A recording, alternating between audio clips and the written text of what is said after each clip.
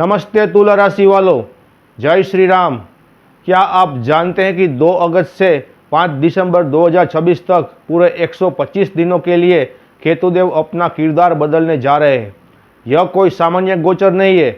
यह समय आपके जीवन में उन अवसरों को लेकर आएगा जिनकी आपने कल्पना भी नहीं की थी। लेकिन सावधान, केतु का यह लाभ आपको सामान्य तरीके से नहीं मिलेगा। इसके लिए आपको अपनी तकनीक बदलनी होगी। आज के इस विशेष वीडियो में हम डिकोड करेंगे कि केतु आपके 11वें घर में बैठकर आपसे क्या छीनेंगे और आपको क्या देंगे।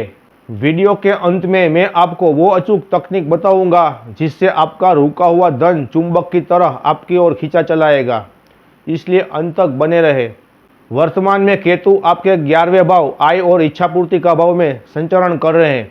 ज्योतिष के अनुसार यहाँ राहु का होना शुभ माना जाता है, लेकिन वर्तमान में स्थिति उलट है। राहु पंचम में है और केतु लाभ भाव में। इस गोचर को हमने 2 हिस्सों में बांटा है।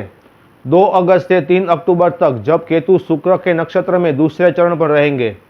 3 अक्टूबर से 5 दिसंबर तक, जब केतु मंगल के नक्षत्र में प्रथम चरण पर रहेंगे।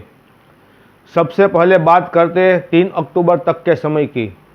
2 अगस्त से 3 अक्टूबर तक केतु मघा नक्षत्र के दूसरे चरण में प्रवेश करेंगे, जिसके स्वामी स्वयं शुक्र है, जो आपकी राशि के स्वामी है। यहाँ एक अद्भुत कॉम्बिनेशन बन रहा है, 1, 8 और 11 का संयोग। इसका मतलब है जहाँ आपको 5 नंबर की राशि दिख रही है, यहाँ पर केतु 11वें भाव में विद्यमान है। और अब केतु देव शुक्र के नक्षत्र पर जाएंगे, तो शुक्र की राशि कौन सी है? 2 और 7। तो मतलब ये जो पहला भाव हो गया और साथ में ये जो 8वां भाव हो गया, इस पर अब केतु का प्रभाव आ गया। मतलब पहला, 8वां और 11वें भाव का संयोजन बना। इसका मतलब इस समय पर तुला राशि सबसे ज़्यादा जो प्रभाव ले पाएगी वो अपना पहला, 8वां और 11वें भाव का प्रभाव ले पाएगी। आपको अचानक ऐसा धन मिल सकता है जिसकी उम्मीद आपने छोड़ दी थी। यदि आपका पैसा कहीं फंसा हुआ है तो यह समय उसकी रिकवरी का है, क्योंकि 8वां भाव अचानक होने वाले लाभ का है। राहु यदि हाथी है तो केतु उसकी पूंछ है। आपने 99% काम पूरा कर लिया है, बस वो आखिरी 1% बचा है जिसे केतु इस समय पर पूरा करेंगे। अब बात करते हैं दूसरे बड़े बदलाव की। 3 अक्टूबर से 5 दिसंबर तक केतु मंगल के नक्षत्र में आ जाएंगे। यहाँ खेल पूरी तरह बदल जाएगा।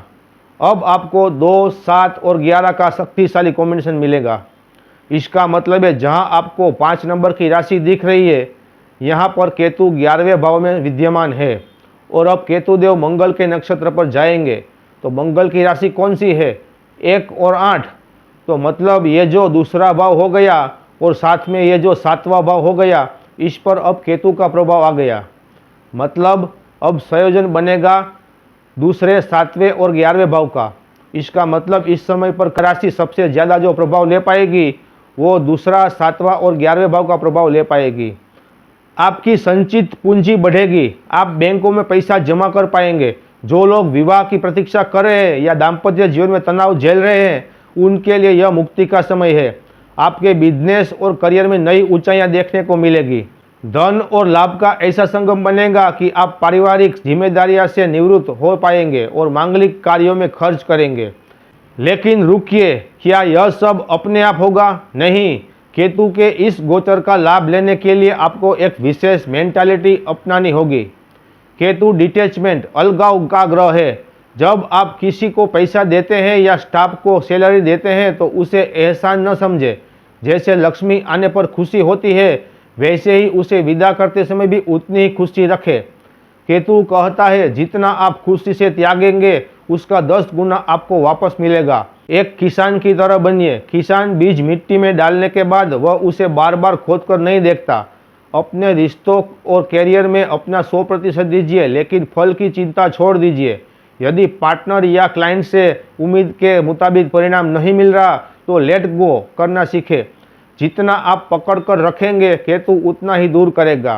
केतु को संतुलित करने के लिए ईश्वर की भक्ति सबसे बड़ा उपाय है। केतु संतोषी है। जैसे मीराबाई ने राजसी सुख त्याग कर ईश्वर से नाता जोड़ा, वैसे ही आप भी संतोष की भावना लाए, किसी की सहायता करें और उसे भूल जाए। धन खर्च करते समय मन में संकोच न रखें।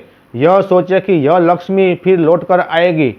भक्ति मार्ग से जुड़े, इससे केतु के नकारात्मक प्रभाव खत्म होंगे।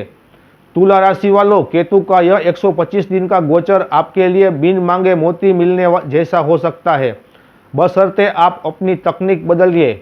अगर आपको यह जानकारी सार्थक लगी हो तो वीडियो को लाइक जरूर करें और कमेंट में जय श्री राम लिखें। अगर चैनल को सब्सक्राइब नहीं किया है तो अभी करें, ताकि आप आने वाले बड़े ज्योतिषीय बदलाव से चूक न पाए। आपका दिन मंगलमय हो। जय श्री राम।